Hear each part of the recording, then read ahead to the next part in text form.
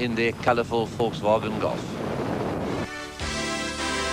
The quiet countryside to the south of Heidelberg came alive to the sound of high-powered engines and wild action on July 6 and 7 with the running of the Gilo Engineering Grootvlei 500 off-road race. The event, against the backdrop of the Grootvlei power station, was the fourth round of the South African Off-Road Championships and brought together all the big guns in both the four-wheel and motorcycle categories. With some close tussles emerging in the various championship classes, there was plenty at stake for competitors in the Grootvlei event. As usual, there was much activity in the pre-race paddock, with last-minute preparations a priority. Former bike star Hilton Beattie was cast in a new role on four wheels, with top driver Klaus Degener teamed up with new navigator Jeff Bell in the Duckham's Chenoweth. Plaster casts don't bother bikers like Willie Ireland, with Springbok Alfie Cox determined to pick up points after a disappointing outing in the Toyota Desert Race. While competitors run through final checks and put the finishing touches to vehicles, scrutineers and other race officials make sure cars, trucks and bikes conform to regulations. Off-road events provide for an impressive array of expensive machinery, with drivers, navigators and riders, including some household names in South African motorsport.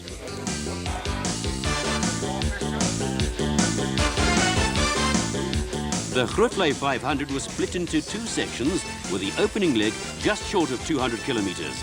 First crew away in the seeded start were reigning commercial class champions Philip Milan and Richard Leek, winners of the Castrol Barberspon 500 in the turbocharged Toyota Hilux.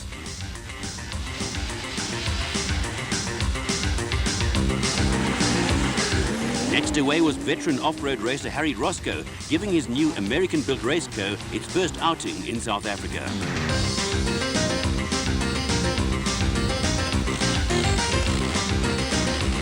Toyota Desert Race winner Richard Schilling, partnered by Fred Levesque in the Motortech car, was aiming for only his second victory in 20 years of competition.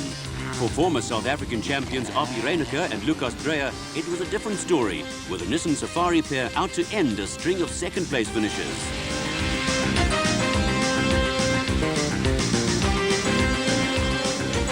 Reigning national special class champions Bucks Carolyn and Kenny Skolthammer were among the favourites and were looking for a repeat of their Drakensberg 400 win. Former South African rally and off-road champions Hannes Grobler and Piet Swanepoel were also expected to be among the frontrunners, but were early casualties in the new high-tech Nissan.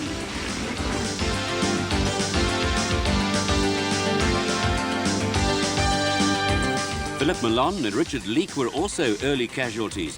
Their race came to a spectacular end, with the Toyota cartwheeling through the air after hitting the donga at high speed. You guys right? You got your head? No. Okay. We'll never manage. Okay. Right, okay. Right, yeah. Okay. Right, let's go over. That was over.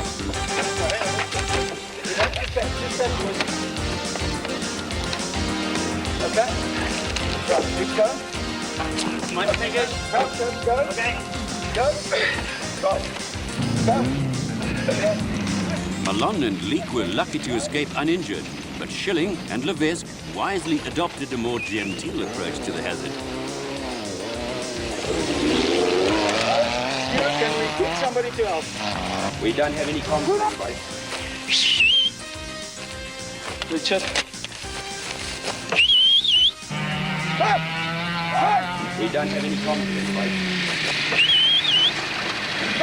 While Milan tried frantically to call up helpers, Reiniger and Dreyer, closely followed by Roscoe, also took the cautious route. The Nissan pair stopped to help Milan and Leek, who managed to limp back to the pits.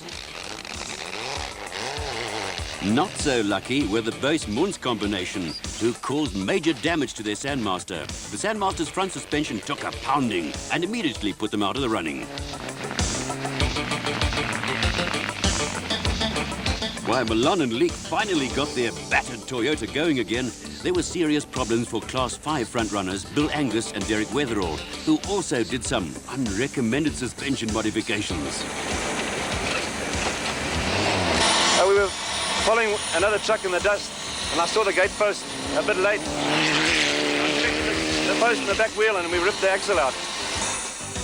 While the route was taking its toll on other crews, Carolyn and Skulthammer were going along nicely and had taken over the lead. They were closely followed by Degener and Bell in the Duckham's Chenoweth, who were also having a good run.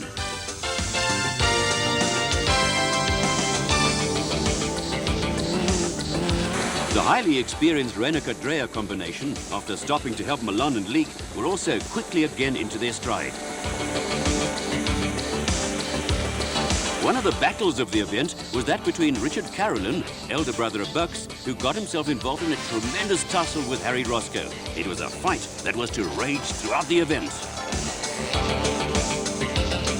Former champions Wilfried Westlau and Dagmar Blankner in the Windhoek Lager VW Beetle had taken command of Class 2. Jack Spencer, another wily old veteran now competing in the single-seater class, was also a contender in Class 9 in his Duckham Sandmaster.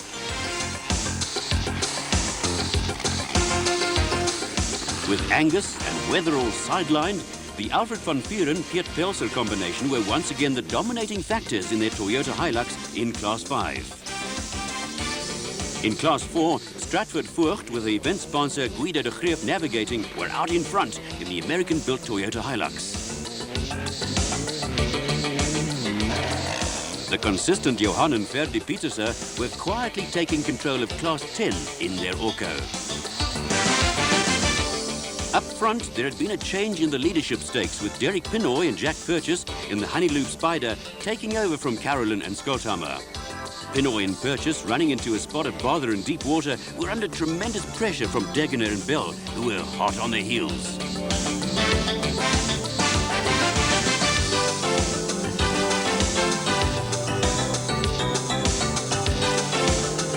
Carolyn and Skulthammer were pushing hard to make up for lost ground, and, like Degener and Bell, opted for a drier way around the water hazard.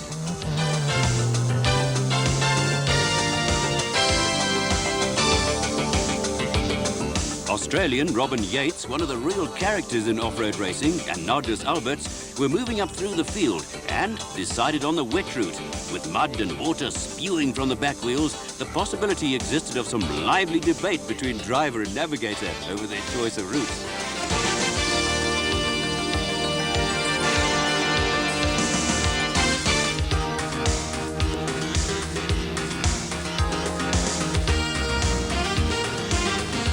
The abundance of water along the route was also proving to be a problem for Renaker and Dreyer. The Nissan Safari's electrics kept getting wet, but their problems were not as serious as those of former biker Neil Wooldridge and Paul Vermaak.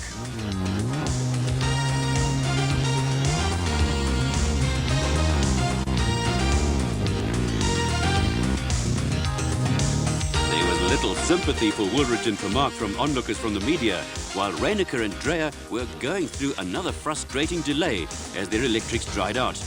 A little additional horsepower was eventually needed to extricate Wooldridge and Vermaak from the water and the mud.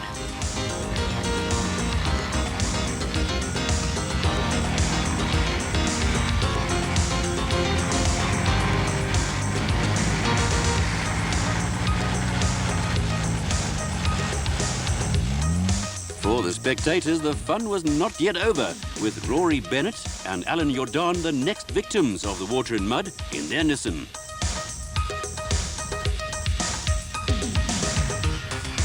One advantage about having a navigator along on off-road events is that the driver doesn't get his feet wet. When you get stuck in the mud and need to lock the hubs for four-wheel drive power, all you do is get the navigator to do the dirty work.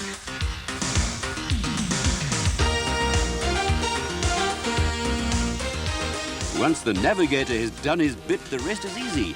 You simply drive slowly out of the mud and get ready to complain about people with muddy feet who mess up the inside of your vehicle. Along the way, you also carry on a short conversation with people who are enjoying your discomfort.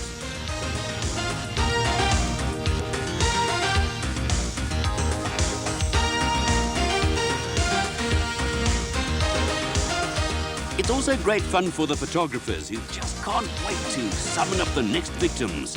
Off-road racing is a serious business, mind you, but like most things, it does have its lighter side, and drivers and navigators are always happy to oblige on the score.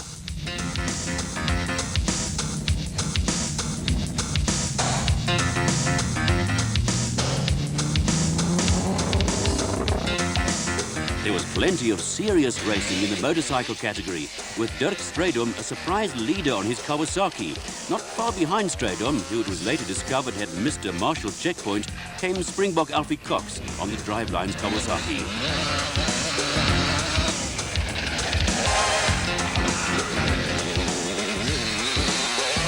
Another Springbok, Jeremy Davies, was also flying in more ways than one, and almost parted company with the lubrication equipment KTM in a spectacular incident.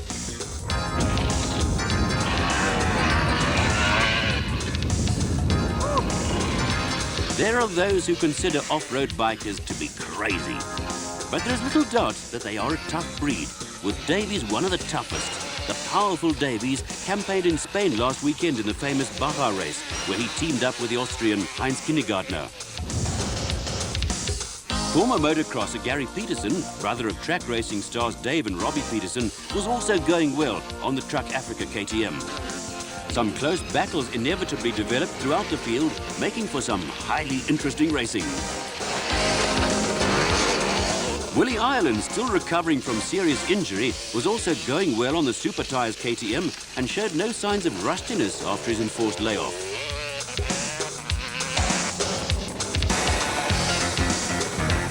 Richard Manning set the pace on the Winston Yamaha in the 200 class and revelled in some of the faster sections. Manning was being chased by Brian Bontekoning, who was looking to give Kawasaki a win in the class.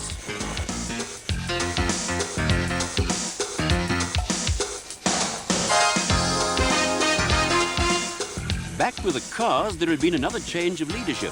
Klaus Degener and Jeff Bell had moved to the head of the field and were going like a train. Behind them, a tremendous tussle had developed between Bucks Carolyn and Kenny Skolthammer, who were having an all-out race with Derek Pinoy and Jack Purchase.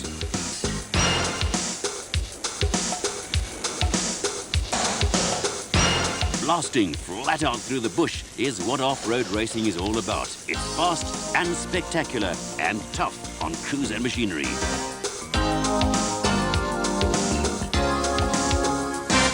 At the head of the field, Degener and Bell delayed to check they were on the right route. It was a wise decision, with the likes of Carolyn, Pinoy and Yates all getting lost and dropping down the field at the end of the first section.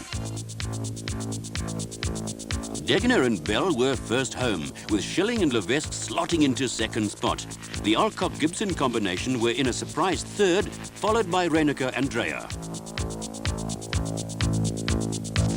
With Dirk Strydom and Alfie Cox having already checked in at the finish, they were followed home by Gary Peterson.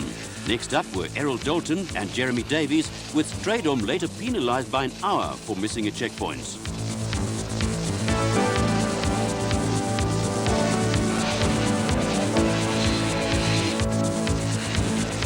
All the big guns were in the top 10, with a scene set for a great battle over the second racing section.